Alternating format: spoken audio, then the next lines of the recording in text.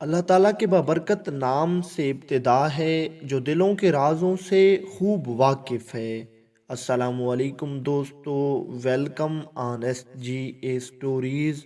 دوستو، سید المشائخ کے مؤلف لکھتے ہیں کہ دہلی میں ایک نوجوان رہتا تھا۔ ماں باپ دنیا سے انتقال کر چکے تھے اور اس کو سمجھانے والا کوئی بھی نہیں تھا۔ یہ نوجوان انتہائی گنہگار تھا۔ شراب، جوا اور زنا جیسے برے کام اس کا معمول ہو چکے تھے۔ یہ خاندانی طور پر امیر تھا، پیسوں کی کمی نہیں تھی۔ اس وجہ سے یہ جب چاہتا آسانی سے گناہ تک رسائی حاصل کر لیتا۔ اس کے تعلقات میں کچھ چند اس کے دوست تھے، وہ بھی اسی کی طرح بگڑے ہوئے تھے۔ سب کی نوابی طبیعت تھی، شراب و شباب میں ان کی راتیں گزرتی تھیں۔ کافی عرصے تک یوں ہی چلتا رہا اور یہ نوجوان گناہوں کے دلدل میں دھنستا چلا گیا۔ صاحب کتاب لکھتے ہیں کہ یہ وقت حضرت بابا فرید الدین گنج شکر رحمۃ اللہ علیہ کا تھا اور آپ کی شہرت دور دور تک پھیلی ہوئی تھی اور آپ کی نیک نامی اور بزرگیت کے چرچے زبان زد عام تھے اور لاکھوں لوگ آپ کی وجہ سے ہدایت پا چکے تھے۔ دوسری طرف یہ نوجوان جو عبادت الہی سے کتراتا تھا، اللہ تعالیٰ کی عبادت کرنا تو بجا، یہ نوجوان جب کسی اللہ کے نیک بندے کو دیکھتا یا راستے میں کہیں کسی بزرگ سے اس کی ملاقات ہو جاتی تو یہ فوراً اپنا راستہ بدل لیتا۔ القصہ مختصر کہ یہ نوجوان ابلیس لعین کے شکنجوں میں پوری طرح پھنس چکا تھا اور اس کی زندگی یوں ہی گناہوں کے کیچڑ میں گزر رہی تھی۔ ایک رات یوں ہوا کہ یہ نوجوان سویا ہوا تھا، تبھی اس نے خواب دیکھا کہ ایک نورانی چہرے والا باریش بزرگ اس کے خواب میں آیا اور اس سے کہنے لگا، اے بدبخت انسان، کیا تو اپنے پیدا ہونے کا مقصد بھول گیا ہے؟ تیری زندگی کی ساری راتیں اللہ تعالیٰ کی نافرمانی کرتے ہوئے گزرتی ہیں۔ تمہیں تو چاہیے کہ اس وقت کے سب سے بڑے ولی اللہ یعنی حضرت فرید الدین گنج شکر رحمۃ اللہ علیہ سے بیعت ہو اور گناہوں سے ہمیشہ ہمیشہ کے لیے توبہ کر لے۔ اس نوجوان کی نظر جب اس بزرگ کے چہرہ مبارک پر پڑی تو سبحان اللہ، کیا ہی نور تھا جو اس بزرگ کے چہرے سے پھوٹ رہا تھا، اور ساتھ میں شریعت اسلامیہ کے مطابق رکھی ہوئی سفید داڑھی اس بزرگ کے نورانی چہرے کی تمکنت میں اور زیادہ اضافہ کر رہی تھی۔ صبح کو اس کی آنکھ کھلی تو یہ نوجوان سوچنے لگا کہ رات کو جو میں نے خواب دیکھا ہے اس کی کیا حقیقت ہو سکتی ہے۔ وہ بزرگ کون تھے جو مجھے اس طرح سے سمجھا رہے تھے، اور ان بزرگ کو کیسے پتا تھا کہ میں اتنے گناہ کرتا ہوں اور میری ہر رات اللہ کی نافرمانی میں گزرتی ہے؟ لیکن کیونکہ یہ نوجوان گناہوں کے دلدل میں پھنسا ہوا تھا اور شیطان اس پر غالب آ چکا تھا، تو اس نے یہ سوچ کر اس خواب کو جھٹک دیا کہ ہو سکتا ہے یہ کوئی جادوگر ہو یا ہو سکتا ہے کوئی میرا وہم ہو۔ آخر ایک خواب ہی تو ہے، میں اس خواب پر کیسے یقین کر لوں؟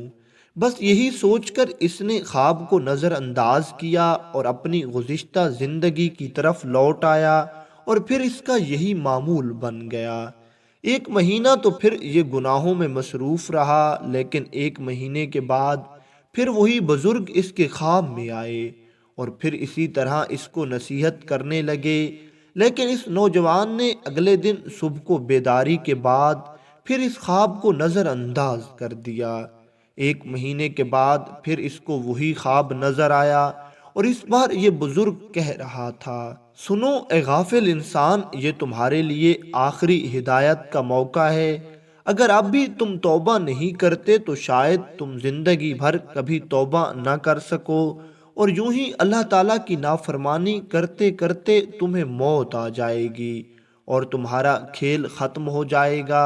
اب جب 3 بار مسلسل یہ نوجوان ایک ہی خواب دیکھ چکا تھا تو اس کے دل پر لگا ہوا پرانا زنگ آہستہ آہستہ اترنے لگا۔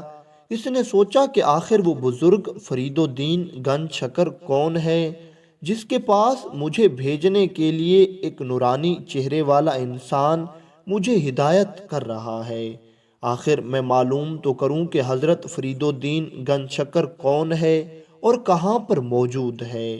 بس اسی سوچ کے ساتھ اس نے دہلی کے لوگوں سے آپ کے بارے میں پوچھا تو لوگوں نے اس نوجوان کو آپ رحمۃ اللہ علیہ کا پورا نام پتہ بتا دیا کہ سلسلہ عالیہ چشتیہ کے عظیم بزرگ حضرت شیخ فرید الدین گنج شکر مسعود فاروقی حنفی چشتی رحمۃ اللہ علیہ ہیں۔ ان ہستیوں میں آپ کا شمار ہوتا ہے کہ جب بر صغیر پاک و ہند تباہی کے دہانے پر کھڑا تھا اور کفریہ رسم و رواج نقطہ عروج کو چھو رہے تھے، تب ان چند ہستیوں نے برصغیر پاک و ہند میں اسلام کی تبلیغ کی اور آپ رحمۃ اللہ علیہ کی تبلیغ کی وجہ سے ہزاروں لاکھوں لوگ مسلمان ہوئے۔ لوگوں کے منہ سے آپ رحمۃ اللہ علیہ کی تعریف سن کر یہ نوجوان عجیب کیفیات میں ڈوبتا چلا گیا اور بڑی مشکل کے بعد اس نے یہ فیصلہ کیا کہ مجھے اس بزرگ سے ملنا چاہیے۔ اگر یہ واقعتاً اللہ تعالیٰ کے بہت ہی نیک بندے ہیں تو میں ان کی صحبت میں رہ کر توبہ کر لوں گا اور اپنے سارے گناہ ہمیشہ ہمیشہ کے لیے ترک کر دوں گا۔ اس نے لوگوں سے مزید پوچھا کہ آپ رحمت اللہ علیہ تک پہنچنے کے لیے مجھے کیا کرنا ہوگا؟ میں کیسے آپ رحمت اللہ علیہ کا دیدار کر سکتا ہوں، یا آپ رحمت اللہ علیہ مجھے کہاں ملیں گے؟ تو لوگوں نے بتایا کہ آپ رحمت اللہ علیہ تو پاک پتن شریف میں رہتے ہیں اور تو بالکل اپنی قسمت پہ ناز کر سکتا ہے کہ اگلے کچھ ہی دنوں میں دہلی سے ایک قافلہ پاک پتن شریف جا رہا ہے۔ اگر تو اس میں شامل ہو جائے تو آسانی کے ساتھ تو آپ رحمت اللہ علیہ سے ملاقات کر سکتا ہے اور آپ رحمت اللہ علیہ کے نورانی چہرے کا دیدار بھی کر سکتا ہے۔ اس نوجوان کے دل کی دنیا بدل چکی تھی۔ اس نے سوچا کہ میں وہاں جا کر اپنے تمام گناہوں سے توبہ کر لوں گا، اور یہ توبہ کی نیت سے اس قافلے کے ساتھ شامل ہو گیا جو دہلی سے پاک پتن جانے والا تھا۔ اس وقت سفر پیدل کیا جاتا تھا یا اونٹوں پر کیا جاتا تھا۔ اس نوجوان نے بھی اپنا ایک اونٹ خرید لیا اور مقررہ دن پر یہ ان قافلے والوں کے ساتھ پاک پتن کے سفر پر روانہ ہو گیا۔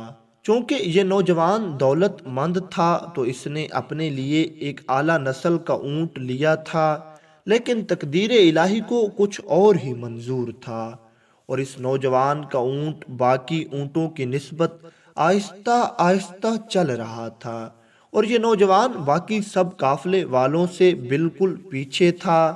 چلتے چلتے رات ہو گئی اور اس وقت یہ قافلہ ایک جنگل میں تھا جب اس نوجوان کے اونٹ کا پاؤں پھسل گیا، جس کی وجہ سے اونٹ زمین پر جا گرا اور اس کے اونٹ کی ٹانگ ٹوٹ گئی۔ وہ اونٹ جو پہلے ہی دھیمے دھیمے چل رہا تھا اب تو بالکل چلنے کا نام ہی نہیں لے رہا تھا۔ سب قافلے والوں نے یہی فیصلہ کیا کہ ہم یہ رات اسی جنگل میں گزار لیتے ہیں اور کل صبح کو یہاں سے نکل جائیں گے۔ کیونکہ یہ قافلے والے اس نوجوان سے کچھ آگے تھے، اس لیے انہوں نے وہیں پر اپنے خیمے لگا لیے، اور یہ نوجوان اپنے اونٹ کی وجہ سے ان سے تھوڑا پیچھے رہ گیا تھا۔ اس نے اپنے قافلے والوں سے پیچھے ایک جگہ پر پڑاؤ ڈال دیا۔ رات کا آخری پہر تھا۔ نوجوان کی آنکھ کھلی تو اس کے کانوں میں کسی عورت کے چیخنے کی آواز آئی۔ یہ نوجوان فوراً اٹھا اور اس آواز کی سمت چلا گیا۔ تھوڑی دیر جانے کے بعد اس نے دیکھا کہ ایک درخت کے نیچے ایک حسین و جمیل عورت بیٹھی ہوئی ہے، اور اس کے چہرے سے یہ محسوس ہو رہا تھا کہ یہ عورت جنگل کی ویرانی اور ہولناکیوں سے ڈری ہوئی ہے اور ایک جگہ سہم کر بیٹھ گئی ہے۔ اس نوجوان نے اس عورت کی حالت کو بھانپ لیا اور اس نے اس کو دلاسا دیا کہ تم بے فکر ہو جاؤ اور تمہیں کسی بھی چیز سے ڈرنے کی ضرورت نہیں ہے، میں تمہارے ساتھ ہوں، اور میری نیت بھی صاف ہے، اور صاف نیت والوں کے ساتھ اللہ تعالیٰ ہوتا ہے۔ یہ نوجوان اس عورت کو وہاں سے اٹھا کر اپنے خیمے والی جگہ پر لے آیا اور اس سے پوچھنے لگا کہ تم کون ہو اور یہاں تک کیسے پہنچی ہو؟ تو اس عورت نے اپنی ساری کہانی اس نوجوان کو بتا دی کہ میں ایک طوائف ہوں، یعنی ناچنے گانے والی ہوں، اور میں کئی سالوں سے یہ کام کرتی آئی ہوں۔ اپنے پورے علاقے میں بدنام ہوں، اور اب میرے دل میں یہ بات آئی ہے کہ میں اپنے سب برے کاموں سے توبہ کر لوں اور اپنے لیے حلال رزق تلاش کروں۔ اور اسی سوچ کے ساتھ میں اس وقت کے سب سے بڑے اللہ کے ولی حضرت فرید الدین گنج شکر رحمۃ اللہ علیہ کے پاس جا رہی تھی، لیکن کیونکہ سب لوگ مجھے جانتے تھے، اس لیے کسی نے بھی مجھے اپنے ساتھ قافلے میں آنے کی اجازت نہیں دی، اور آخر کار میں نے ہمت کر کے اکیلے اس سفر کا ارادہ کر لیا۔ اس نوجوان نے جب اس عورت کی کہانی سنی تو یہ اس کو مزید تسلی دینے لگا، اور اس نے بتایا کہ میں بھی تمہاری طرح ایک گنہگار شخص تھا۔ اللہ تعالیٰ کی کرم نوازی سے میرے دل کی دنیا بھی بدل گئی ہے، اور میں بھی اسی اللہ کے ولی کے پاس توبہ کرنے کے لیے جا رہا ہوں جس کے پاس آپ جا رہی ہو۔ ہم دونوں مل کر سفر کریں گے۔ اس عورت نے بخوشی برضا حامی بھر لی کہ ٹھیک ہے، میں تمہارے ساتھ چلنے کے لیے تیار ہوں۔ باتوں ہی باتوں میں اس نوجوان نے اس عورت کو اپنے اونٹ کے بارے میں بھی بتا دیا کہ کس طرح میرا اونٹ اب چلنے کے قابل نہیں رہا۔ تو یہ عورت کہنے لگی کہ ہم دونوں ایک ہی اونٹ پر سفر کر لیں گے۔ پہلے تو یہ نوجوان تھوڑا ڈر گیا کہ ایک غیر محرم عورت کے ساتھ اس طرح سفر کرنا غلط ہوگا، لیکن پھر اس عورت نے اس کو دلاسا دیا کہ تمہاری نیت بھی صاف ہے اور میری نیت بھی صاف ہے، اور اللہ تعالیٰ نیتوں کو خوب جانتا ہے اور وہ فیصلہ بھی نیت کی بنیاد پر کرتا ہے، اس لیے تم میرے ساتھ ایک ہی اونٹ پر بے فکر ہو کر سفر کرو۔ آخر کار یہ نوجوان بھی راضی ہو گیا، کیونکہ اب اس کے پاس بھی سفر کے لیے کوئی ذریعہ نہیں تھا۔ اگلے دن صبح کو یہ دونوں قافلے میں جا کر ملے۔ قافلے والوں نے جب اس عورت کے متعلق پوچھا تو اس نے بتایا کہ یہ میری بہت ہی قریبی رشتہ دار ہے اور میری بہنوں کی طرح ہے، مجھے راستے میں ملی ہے، یہ بھی اسی سفر پر آ رہی تھی۔ اس نوجوان کی باتیں سن کر سب قافلے والے خاموش ہو گئے اور کسی نے کچھ بھی نہیں کہا۔ سارا دن قافلہ سفر کرتا رہا۔ اب شام کو قافلے والوں نے ایک جگہ پر پھر پڑاؤ ڈال لیا۔ اس نوجوان نے بھی اس قافلے سے دور ایک جگہ پر اپنا خیمہ ڈال دیا اور یہ دونوں اسی خیمے میں رہنے لگے۔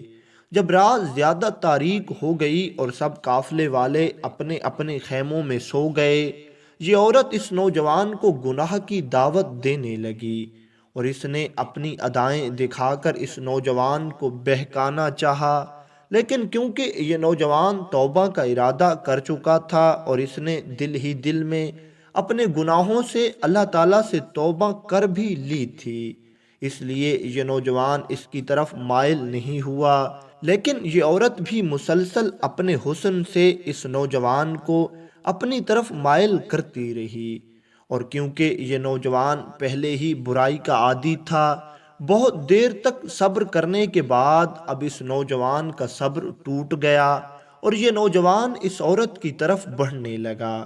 ابھی یہ نوجوان اس عورت کے قریب ہی گیا تھا کہ دروازے پر دستک ہوئی۔ یہ نوجوان ایک دم سے ڈر گیا اور اس نے سوچا کہ ضرور کوئی خیمے والا ہوگا، اگر وہ ہمیں اس حالت میں دیکھے گا تو کیا سوچے گا، اور پھر ایک بار اس کے اندر نیکی کا جذبہ اجاگر ہوا اور اس نے اس عورت سے دور ہٹنے کی کوشش کی، لیکن اس نسوانی ہاتھ میں خدا جانے اتنی طاقت کہاں سے آئی تھی کہ اس نے اس نوجوان کو دبوچ لیا اور اس کو وہاں سے پیچھے نہیں ہٹنے دیا۔ ابھی تھوڑی دیر ہی گزری تھی کہ ایک انسان اندر داخل ہوا۔ جب اس نوجوان نے غور سے اس انسان کے چہرے کی طرف دیکھا تو یہ دیکھ کر ہکا بکا رہ گیا کہ یہ تو وہی بزرگ ہے جو مسلسل 3 راتوں تک اس کے خواب میں آتا رہا، اور جس خواب کی وجہ سے یہ اس ہدایت کی راہ کی طرف لوٹا تھا۔ اس نورانی چہرے والے بزرگ نے آگے بڑھ کر اس عورت کے چہرے پر ایک تھپڑ رسید کر دیا۔ جب اس نوجوان نے یہ سارا ماجرا دیکھا تو یہ ہاتھ جوڑ کر عرض کرنے لگا، حضور آپ مجھ سے بہتر جانتے ہیں، لیکن یہ بات میری سمجھ میں نہیں آئی کہ کسی غیر محرم عورت پر ہاتھ اٹھانا جائز کیسے ہو سکتا ہے، اگرچہ وہ کتنی ہی گنہگار اور بدکار کیوں نہ ہو۔ اس نوجوان کی یہ بات سن کر یہ بزرگ کہنے لگا، جان لو کہ یہ کوئی مظلوم یا بیچاری عورت نہیں ہے، بلکہ یہ ابلیس لعین ہے جو تمہیں راہ ہدایت سے بھٹکانے آیا ہے۔ یہ کہہ کر اس بزرگ نے کچھ وظائف پڑھے اور اس پر پھونک ماری تو یہ عورت آگ میں جلنے لگی۔ دیکھتے ہی دیکھتے ایک بہت بڑی آگ نے اس عورت کو اپنی لپیٹ میں لے لیا۔ تھوڑی دیر بعد سب کچھ غائب ہو گیا اور یہ بزرگ بھی اس خیمے سے باہر نکل آیا۔ اس نوجوان نے جب یہ سارا واقعہ اپنی آنکھوں سے دیکھا تو اب اس کا یقین اور پختہ اور مضبوط ہو گیا تھا۔ اس نے اللہ تعالیٰ کا شکر ادا کیا اور جیسے اس کو معلوم تھا اس نے اپنا سر سجدے میں رکھ دیا اور رو رو کر اللہ تعالیٰ کے حضور اپنے گناہوں سے توبہ کرنے لگا۔ اگلے دن یہ نوجوان اپنے قافلے کے ساتھ پاک پتن شریف پہنچ گیا اور وہاں اس نے حضرت فرید الدین گنج چھکر رحمۃ اللہ علیہ کی زیارت کی اور آپ کی شاگردی اختیار کر لی اور اپنی گزشتہ گناہوں سے بھری ہوئی زندگی کو ہمیشہ ہمیشہ کے لیے ترک کر دیا، اور آپ رحمۃ اللہ علیہ کی نگاہ کرم سے یہ نوجوان نیکی کی طرف آتا گیا اور اللہ تعالیٰ کا قرب پاتا گیا۔